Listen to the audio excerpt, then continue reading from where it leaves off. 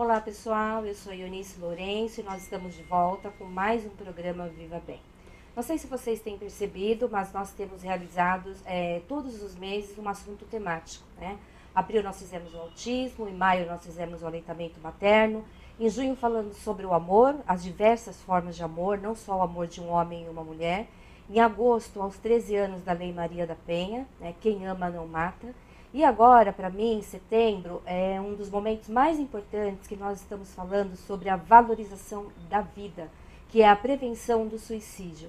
Prevenção significa prever antes, verificar, ter a possibilidade daquilo não acontecer. E hoje eu trouxe duas pessoas super especiais que eu gostaria que elas se apresentassem. A vereadora.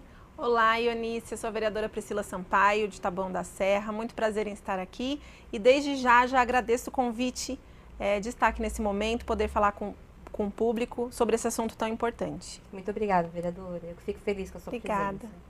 A Tatiane. Eu sou psicóloga clínica, né, atuo em São Paulo e principalmente em Taboão da Serra. Também agradeço muito o convite aqui nesse momento tão importante. A gente vai falar hoje sobre a prevenção do suicídio, né? E eu gostaria que vocês contassem como vocês podem ver a forma da prevenção, o que pode ser feito para a gente prevenir e o que vem antes, né? Uma coisa que eu sempre me pego pensando, o que vem antes da ideação suicida? Porque hoje a gente tem alguns dados da Organização Mundial da Saúde, nós somos o 8º país com maior número de suicídios, né? Se a gente for avaliar por 100 mil habitantes, a gente fica num ranking bem mais baixo. Mas como nós somos um país populoso, as pessoas que estudam o suicídio, elas falam que nós somos o 8º país com maior número de mortes. E acontecem 32 mortes por dia, aproximadamente, aqui no Brasil. E a gente sabe que 70% são homens, né? E quando eu falo que vem antes, porque eu acho que sempre existe aqueles sintomas, né? Aqueles sinais que a pessoa dá antes, né, da ideação suicida. Então, o que vocês acham em relação a isso? O que a gente poderia fazer para que as pessoas pudessem contribuir em conseguir identificar um suicídio ou uma potencial ideação suicida? Bom, doutora Eunice, eu acho que, na verdade, o suicídio ele era tratado como tabu antigamente, né? Há alguns anos atrás, não é tão antigo assim. E as pessoas tinham muita dificuldade de falar sobre o tema. E isso acaba dificultando justamente na prevenção. Nós observamos que em alguns casos é realmente falta de atenção do seio familiar, falta de atenção dos colegas que estão do lado. Existem aquela fala, nós estávamos conversando até anteriormente no nosso almoço, e nós estávamos dizendo que às vezes aquela pessoa ela diz que quer se suicidar ou ela diz que ela tem um pensamento de infelicidade, de insatisfação, ela verbaliza o que ela quer fazer e muitas pessoas que estão ao seu redor não dão valor a isso. Elas acham que é frescura, que é drama, que é vitimização e na verdade não é. Quando a pessoa ela verbaliza isso, é muito além. Se ela verbalizou é porque ela pensa. Então, eu acredito que existem vários sintomas, a depressão é um sintoma fortíssimo, né, que agora eu acredito que a medicina ela esteja mais avançada e mais preocupada em cuidar dessa pessoa que tem depressão, dessa pessoa que tem uma saúde mental transtornada.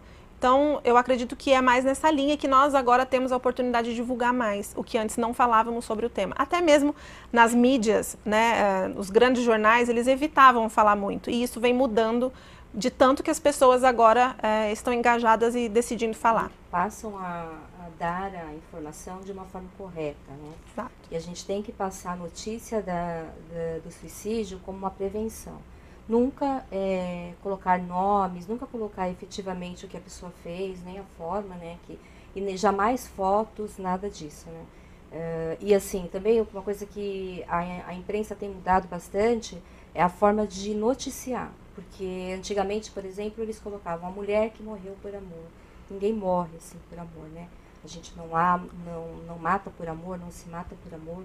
Então, essa é uma notícia errônea, a forma que você acaba colocando. Então, a imprensa hoje tem tido um cuidado maior, porque agora existem jornalistas junto com os profissionais que estudam o suicídio, porque nós entendemos que o trabalho de prevenção são as várias mãos, né? Não sou só eu que sou da área da saúde, a doutora Tatiane, A vereadora tem várias, tem a lei, né, lá em Taboão da Serra, tem várias atividades. Isso tudo ajuda no processo de prevenção. Quando eu digo prevenção, a gente tem a possibilidade de poder imaginar se aquilo vai acontecer ou não, mas nós nunca somos, na verdade, nós não vamos saber. Só quem vai saber mesmo que vai efetivar o ato é a própria pessoa, né?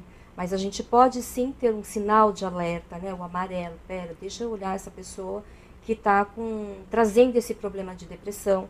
Nem todo mundo que tem depressão vai ter a ideação suicida, mas grande parte das pessoas que têm a tentativa de suicídio trazem um transtorno, né, de 80% a 90%. O que a doutora acha disso, doutora Tatiana? É importante ressaltarmos que nem toda pessoa que está com depressão vai necessariamente cometer o suicídio. E apesar de ser uma das maiores causas, não é a única, né? Existe aí outras síndromes, outros transtornos, desemprego. Então tem todo um porém por trás do ato, né? Existem muitas crenças, principalmente religiosas, que fazem com que aconteça o tabu, né, que a vereadora expôs. Mas é extremamente necessário falarmos que o falar sobre isso não é um incentivo, mas eu até alerto, principalmente nós profissionais da área da saúde, que se fizermos avisos, se tentarmos fazer uma prevenção de uma forma sensacionalista, a gente acaba fugindo do nosso foco, né? Porque o nosso foco é justamente o prevenir.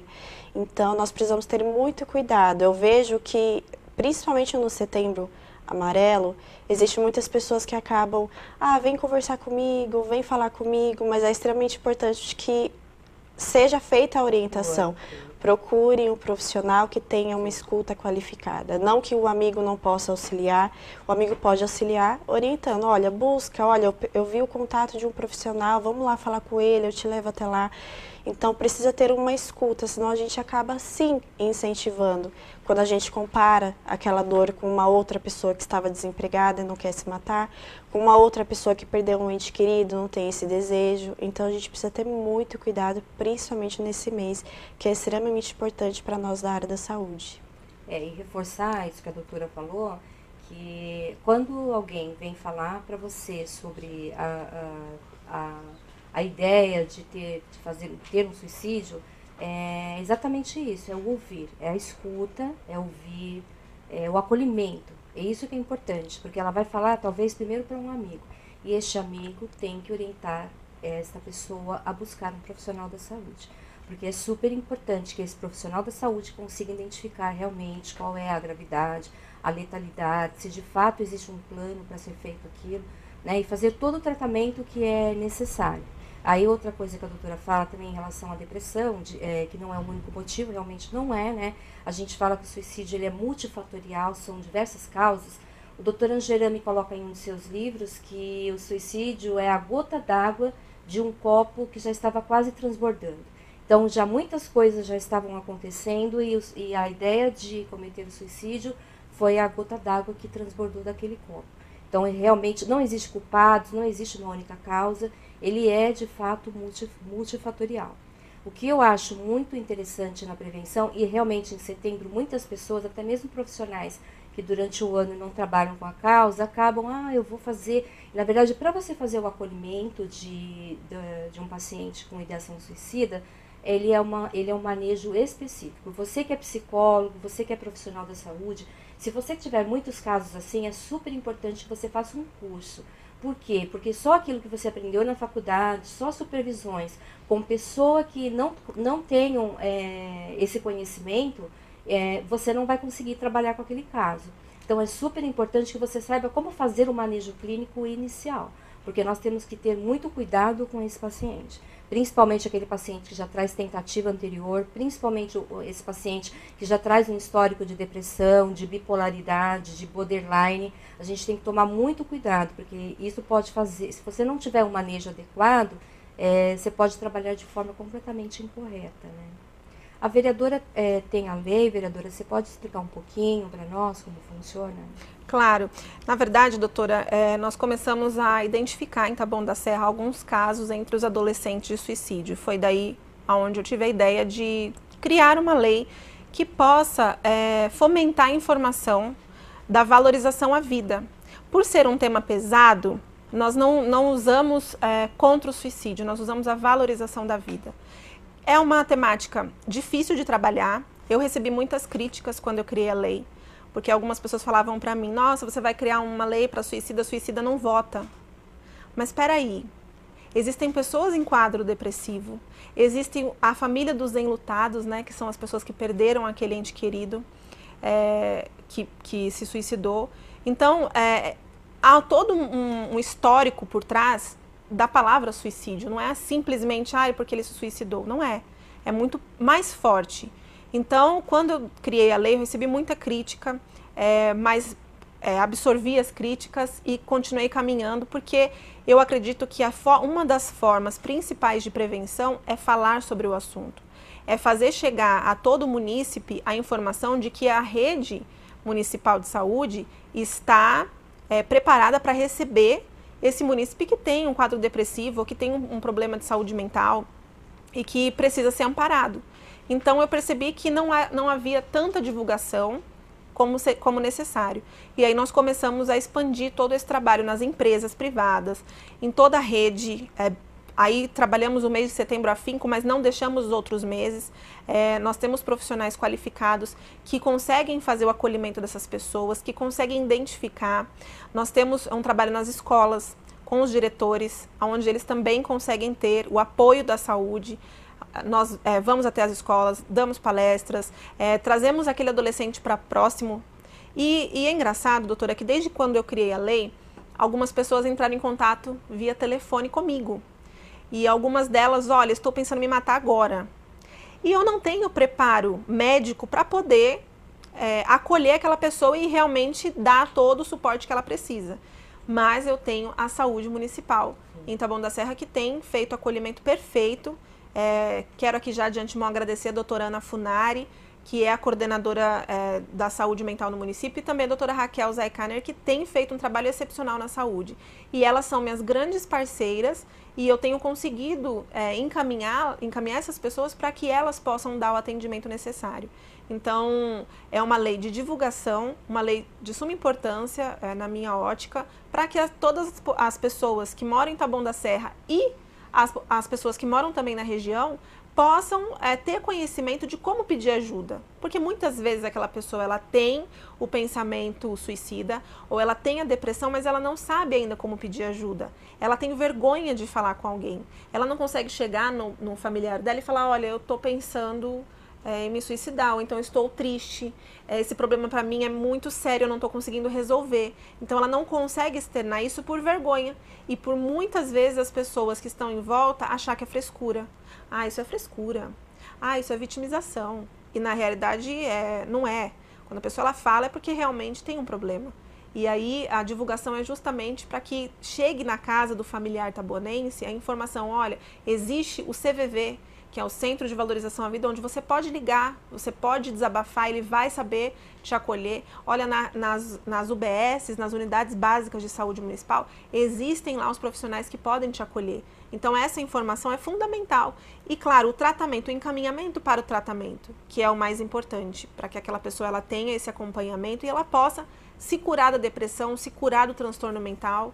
Então, eu acho que é muito importante. Sim, é interessante a fala da vereadora, quando a vereadora coloca assim, que muitas vezes as pessoas não querem falar mesmo, né? Realmente a pessoa que se suicidou, ela não vai voltar, mas a gente esquece, e que é super importante, que quando aquela pessoa, ela perde a vida por suicídio, o Dr. Bertolotti fala que é uma dor dilacerante para aquela pessoa que comete o ato, e infindável para aquelas pessoas que ficam.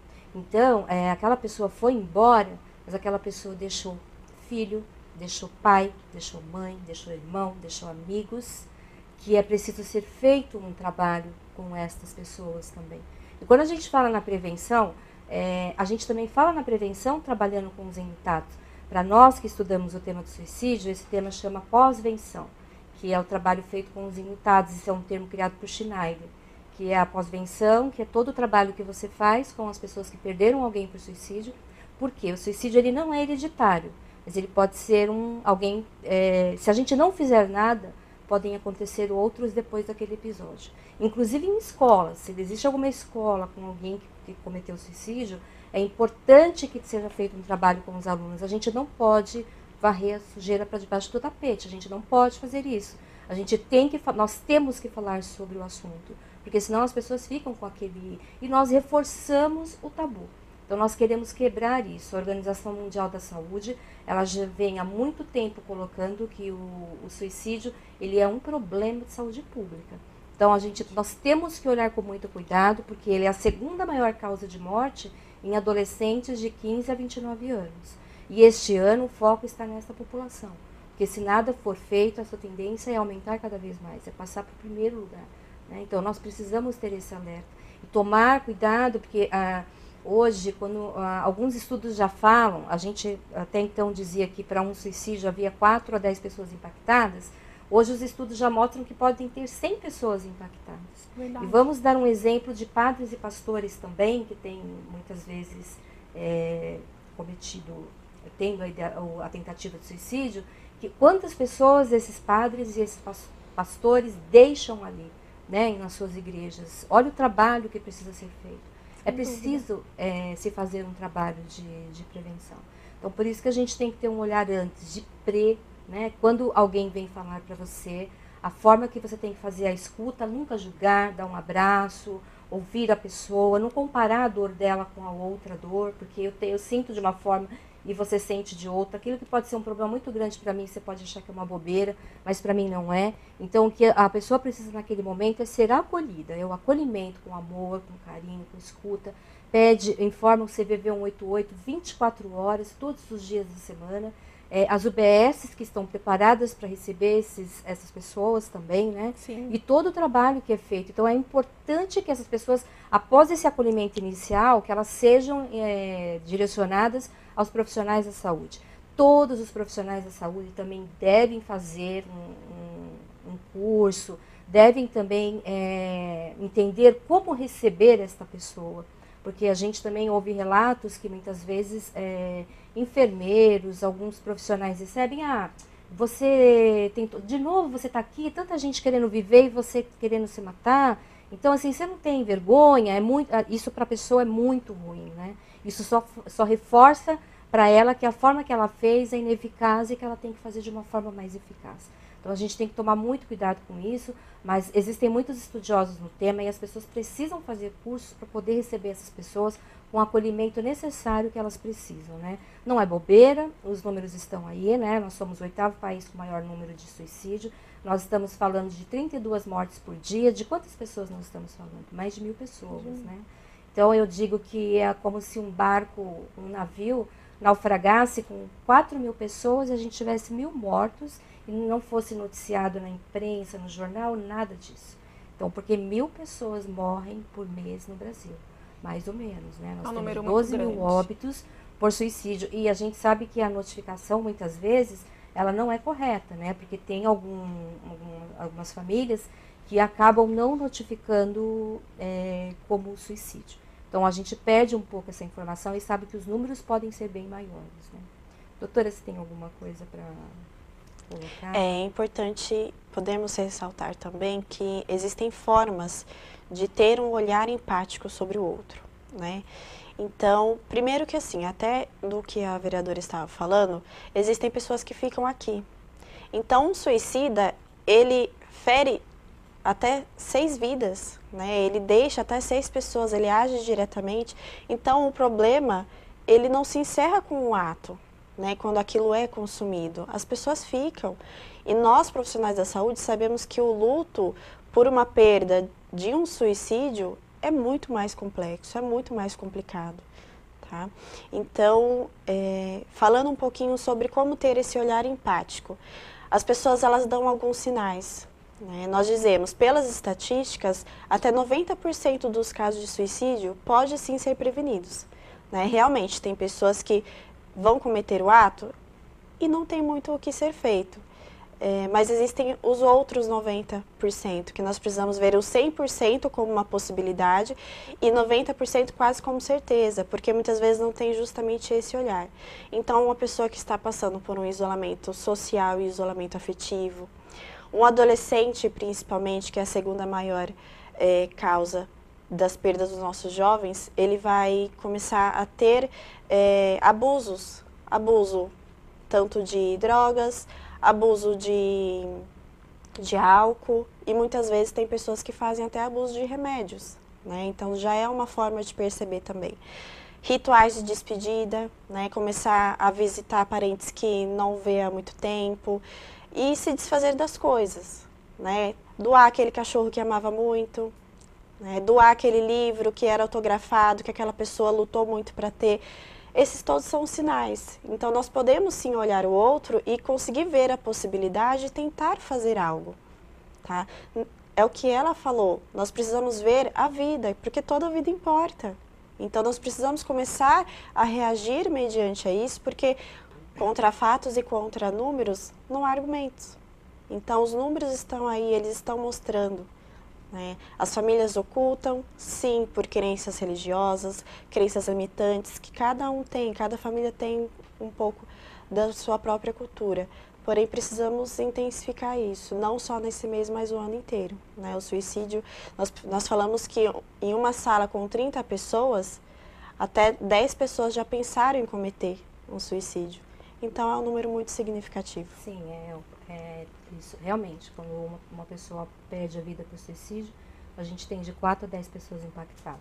E aí alguns estudos já falam que existem até 100 pessoas impactadas, que se você for colocar amigos, e principalmente agora com a rede social, que provavelmente essa pessoa deve ter mais de 500, 1000 pessoas na sua rede social, e aquela pessoa de alguma forma vai receber aquele impacto também, né?